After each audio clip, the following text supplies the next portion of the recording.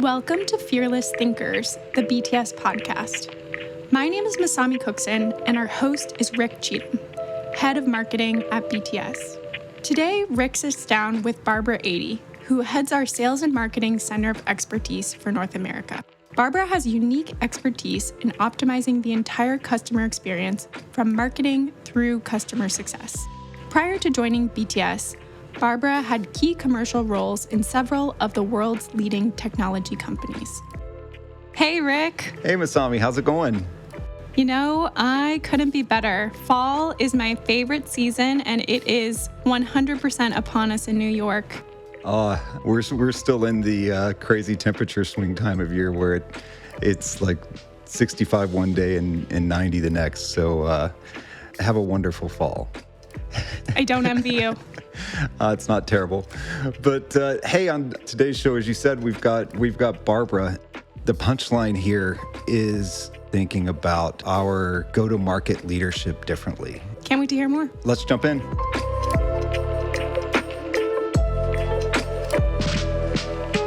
Hey, Barbara, welcome to the show. Thank you, Rick. How are you? I am fantastic. What's been going on in your world? Well, the usual, hikes on the weekend, work during the week. The irony of this conversation is that I am a complete visual learner, whether it's electronic or printed word. So this is a new experience for me. Between the two of us, we'd actually be a whole person because I cannot consume anything visually. I can only learn by listening. So for our audience, I'm sure they'll be happy to hear your wisdom over the airwaves, so to speak. So Barbara, I know you see different clients from different industries all the time. I'm curious why focusing on go-to-market leaders is so critical right now. What makes it critical, Rick, is it's a part of the larger strategy of driving revenue and profitability through go-to-market effectiveness. This is a level in the organization, that vice president level, which is often overlooked. There's a lot of focus on the C-level, and there's a lot of focus on frontline sellers. But somehow it's just assumed that vice president level of management can absorb whatever is required of them. And especially, since the pandemic, those folks have been overlooked even more than normal. These are people that have incredibly important organizational memory and history. So it's becoming time critical for companies to think about how to develop that level of leadership. What are you seeing these days in the world of sales leadership? So the thing we're seeing is that the term sales leadership is too narrow. In fact, often the leaders that we work with also have responsibility, aside from sales, for customer success or for marketing. So they have a much broader functional leadership for which they're responsible. And this is manifest in a number of ways. We see that people who are shopping, whether they're consumers or business buyers, they're spending a lot of time on the internet learning about a product or an offer before they encounter a live salesperson. So that means that marketing is even more important. One of the interesting things, too, is the most senior role in companies is less and less chief sales officer. It might be the chief of revenue operations. And that person is overseeing both the in-person conversations with buyers and partners, but also the whole internet mechanism. Makes a ton of sense. And it's actually kind of refreshing. I mean, we've both been in the world of sales and marketing for a while, and the drumbeat forever was the gap between sales and marketing, or the gap between sales and service. So given this new reality, what are some things that you're seeing that these leaders either need to do differently or need support in order to be successful? We're seeing people coming from a supply chain or a manufacturing background who are coming into responsibility for a commercial operation. So they don't have some of the functional skills like forecasting, for example, that you would naturally expect someone who came up through sales to understand. People are promoted through a sales organization because they're great sellers. Well, that doesn't necessarily mean that they're great coaches or great developers of people. What are some of the things that those people need to do differently? So the biggest jump that people need to make is to be able to really articulate what are the outcomes that they're looking for and what's the strategy, what's the context. It's important once you're in a more senior role, in a vice president or a more senior role, that you can't just lay out for people what to do. And you can't be inspecting every week what they do. You really have to trust your team. And so that transmission mechanism of the strategy is one of the more important skills that senior go-to-market leaders need to have. If I'm getting you right, how do I more effectively communicate the potential hows and whys behind the strategy, but also give the leaders on my team enough space to basically run their show and be effective? What you just said, Rick, about having space is really important. As a senior go-to-market leader is working with their team, it's interesting how sometimes the way that they interact with, the way that they develop, each of the directors or VPs on their team might be very different based on the particular way that those people think and act. And so even at that most senior level, a big part of what we need to see from go-to-market leaders is that agility of emotional intelligence of working with people in the moment. There's also that reality that for so many of them coming up, to be an effective leader, to have credibility with those folks on an executive team, I'd also have to show up with more of a holistic view of the world, but more of an enterprise mindset. Everyone needs a different amount of context. Everyone needs different frequency of feedback and types of feedback. And some of those rules learned as a first-line manager continue to serve a senior leader well. Yeah, that makes all the sense in the world. There aren't a lot of commercial leaders that have a super high tolerance for going to training and being told what to do. So what is your best advice for kind of upskilling commercial leaders? So best advice is to not use the word training. We have been really successful in bringing go-to-market leaders together.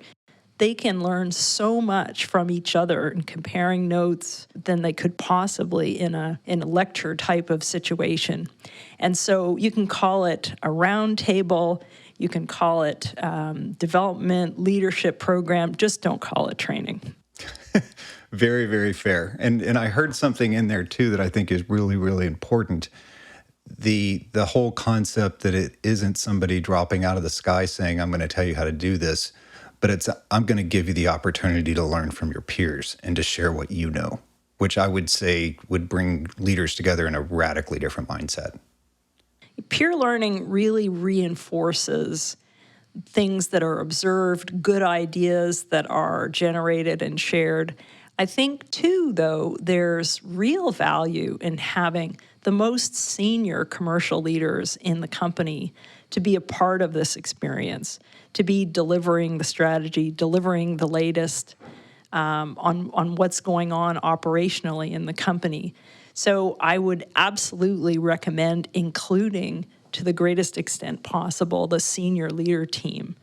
But really that sense of getting together with peers, not just as a one-off, but as something that's ongoing through the year, through several years, has real power with this audience. That horse makes great sense. And it's probably that concept that I'll act on my beliefs, I'll tolerate what you say, or I'll tolerate what you say, but I'll act on my own beliefs. And the greatest shift in belief comes in those moments where I get to solve problems with peers. How do organizations start to grow their sales leadership bench in an effective way? My experience with our clients is that they take a very deliberate approach to assessing their population of leaders and making sure that they have succession planned. And so there's an emphasis on just tracking the leadership, but there are also formal processes like assessment that go on that mean that they can have a set of high potential directors that they're planning to evolve into VPs. Very cool. And I would think that those types of assessments would probably allow those organizations to identify, well, gosh, this person, as you mentioned earlier, is going to need some forecasting skills. It's really important to, in the context of the whole set of skills and behaviors that are needed, it's important to recognize that some people bring a strong facility in some of those skills, and you really should focus the development time on the areas where they have less experience. So it's that whole concept that we're all going to get better at this, and I've got my thing that I'm getting better at the same time. That's right. So I guess as you think about this new world of commercial leaders, what are the areas that organizations should be focused on? So when we put together a program for our clients, we ask them to look at 4 areas of skills that may be emphasized or de-emphasized depending on their population. Certainly, go-to-market strategy and the go-to-market strategy of the client is typically something that is constantly evolving. We also focus on line of business management. So often, as we're developing these leaders, they're coming for the first time into responsibility for profit and loss. Leadership skills are always applicable, and so that's typically a part of most of our programs. Creating a vision, communicating the vision, coaching, developing talent, those sorts of skills are part of leadership. And then finally, we do develop on specific functional skills of go-to-market. So that might include something like forecasting or developing a pipeline for the more junior leaders at the director level, digital skills, and being able to apply all that analytics and artificial intelligence start to enable us to do and go-to-market. So those are the 4 key areas. Very cool. So I guess I'm sitting here thinking, again, if I'm one of our listeners out there that maybe doesn't have ultimate span of control, and what are some things that I can do to just get started? So it's important to think about this as a journey, and more than a journey, as something that's an annual cycle. If you can frame it in those terms, then it becomes just a part of how we work rather than some special large budget item that needs to be approved. I really, really love your advice on this is just what we do. It isn't some big crazy thing that everybody's got to stop what they're doing and run over here and we're going to send everybody away for a week. But as part of our annual strategy kickoff cycle or whatever processes that you have, we go through these gates, so to speak, to make sure that we are able to not only continue to execute this year, but continue to get better for tomorrow and the next day. The other piece, too, is it's really important to have executive sponsorship.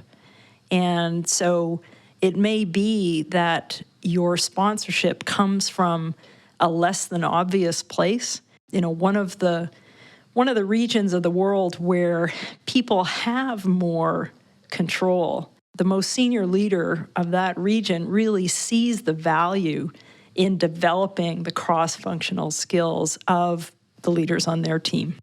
Leaders, go-to-market leaders of like-size regions to get together as a peer group. That is something that is just invaluable. Well, hey, Barbara, as always, it is a pleasure getting to hang out with you a bit. So thank you so much. Thanks, Rick. We'll talk to you soon.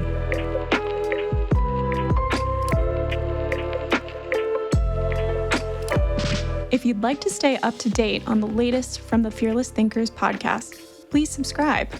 Links to all of the relevant content discussed in today's podcast are in the show notes, or you can always reach us at bts.com.